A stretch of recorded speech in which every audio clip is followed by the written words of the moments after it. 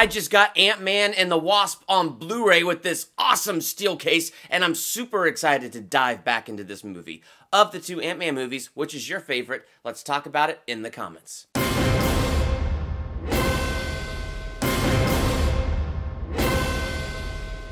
Welcome to Durbania. I'm Durbin, and this is my theological analysis for Ant-Man and the Wasp. Had a lot of fun with this movie, and I was super excited to get it on Blu-ray. Really loved Infinity War, but with that movie being so heavy and ending so heavy, it was so nice to go into Ant-Man and the Wasp, where it was just a light, bright popcorn movie. It's certainly not the best movie ever made, but it's a ton of fun, and every time I watch it, I have a ton of fun with it. So when I was going through it on Blu-ray this time, uncovered another layer of awesomeness. Every cell in my body is torn apart and stitched back together over and over every day. The reoccurring theme that I keep finding in this movie is characters that have failed other characters. So the characters that have been failed have the right to be angry, but it's amazing how hanging on to that anger, it just becomes bitterness and it just becomes poison to the soul. Jesus, he said something fascinating. He said, I say to you, love your enemy, bless the one who curses you, do something wonderful for the one who hates you, and respond to the very ones who persecute you by praying for them. What reward do you deserve if you only love the lovable? And it just feels like this crazy challenge that he's offering, because sometimes it's like things happen in life and we just have the right to hold on to that angerness, don't we? I mean, just look at Ghost in this movie. Of all the characters in this film, doesn't she have the right to be angry? Doesn't she have the right to hang on to that anger and to hang on to that bitterness? I mean, come on. Her father, Elias Starr, and her mother were killed in a quantum experiment that her father was working on.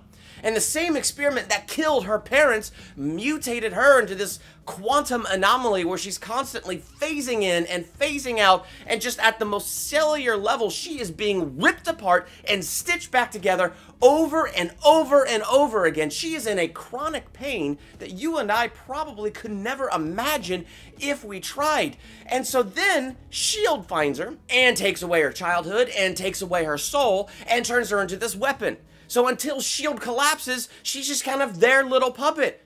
So what fairness has happened in her life? What good things have come to her? She's in constant chronic physical pain, and she's in constant chronic emotional pain because of the death of her family.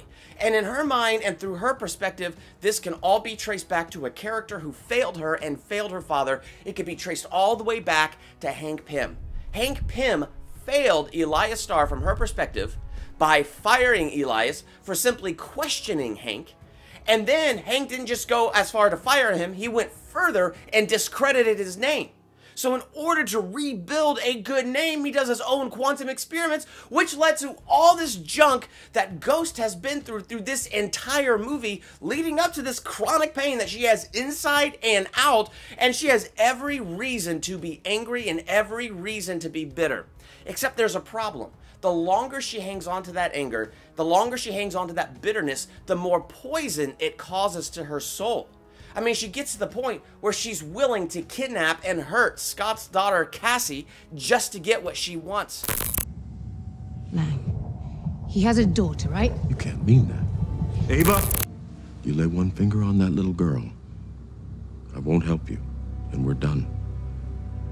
It's reached the point where she doesn't care if taking quantum energy from Janet, who was in the quantum realm by a sacrifice for decades, she doesn't care if taking quantum energy from her would hurt her or kill her, so long as it would fix her. It's amazing how bitterness becomes so self-focused and so one-sided and so inward-focused. In fact, it becomes so tunnel vision and so one-sided, there's something that Ava may not be seeing altogether.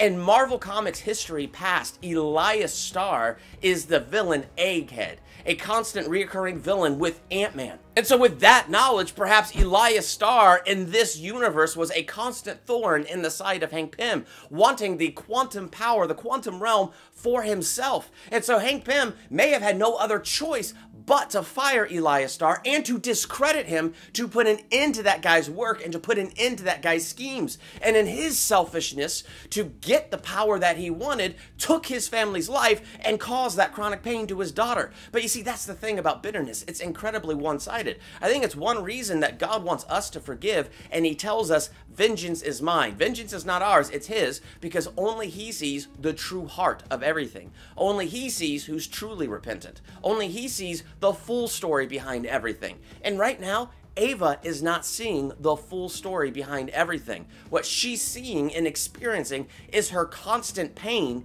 and so she's hanging on to her right to hold on to her anger and her bitterness, but as she's doing it, she's hanging on to it at the expense of her soul. What if Hank is right? What if this process kills Janet? And if she dies, she dies.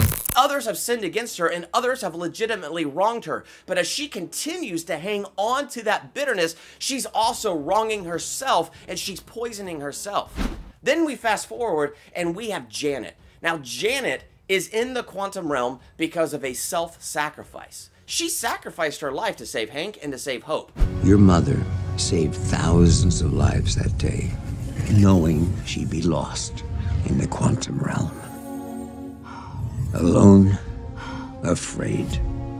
And it's reasonable to assume she saved Ava. But it was a selfless sacrifice that saved the lives of so many that has left her in the quantum realm for decades. And now Hank has come in and found Janet, and he's got her, and he's bringing her out, and she's just so excited. And here at the moment of her greatest excitement, and at the moment of her greatest joy, where she's going to be reunited with her daughter Hope, where she's going to be with her family again, and they're going to be a whole and complete family.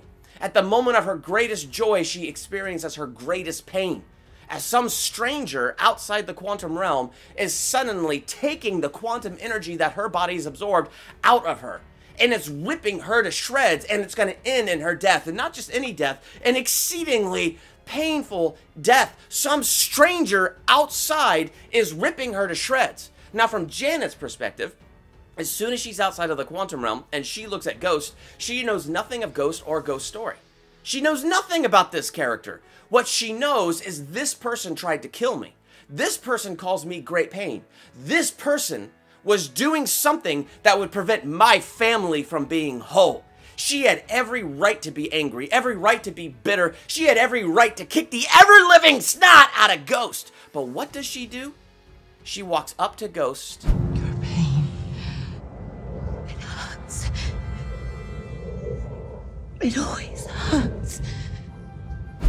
Lays her hands on her and heals her. It's okay. She did exactly what Jesus said. She went and blessed the one who was trying to curse her. She showed love to her enemy. And in showing love to her enemy, it made a change. It healed Ghost. The very thing that Ghost was after and the very thing Ghost was seeking was willingly given, and Ghost found physical healing on the outside. And it ended this cycle of attack and hide that has been going on this entire movie. It ended that whole cycle. When I look at things in that light, it makes me look at Jesus' words differently when he tells us to love our enemies and pray for those who persecute us. Because maybe Jesus is not issuing a challenge to us at all. Maybe he's offering us a way of escape. He's offering us a way of escape from the prisons we build for ourselves, for the poison that we drink ourselves, the way we poison our own souls. As you go through this movie, this theme continues to repeat. I mean, you had Scott, who legitimately sinned against Hank and Hope, and he betrayed them, and he betrayed their trust at the worst possible time in their lives. They had every right to be angry and mad at him, and they held on to that grudge for 2 years, but it was finally when Scott had to come back into their lives and they allowed their hearts to soften towards him that they actually found healing. It's amazing how it really is a way of escape. Bitterness and anger and holding on to that right feels so good, but it turns out surrendering that right is the way to freedom. So when I watch Ant-Man and the Wasp, I find it to be an incredibly interesting and fun movie, and that's an image that I see. What is your favorite of the two Ant-Man movies? Let's talk about that in the comments. And while you're there, hit the subscribe button to become a Durbanian, and hit the bell by the subscribe button so you're notified for my next theological analysis, movie review, ranking video, or anything else I do. I'm Durbin. Thanks for checking out Durbania.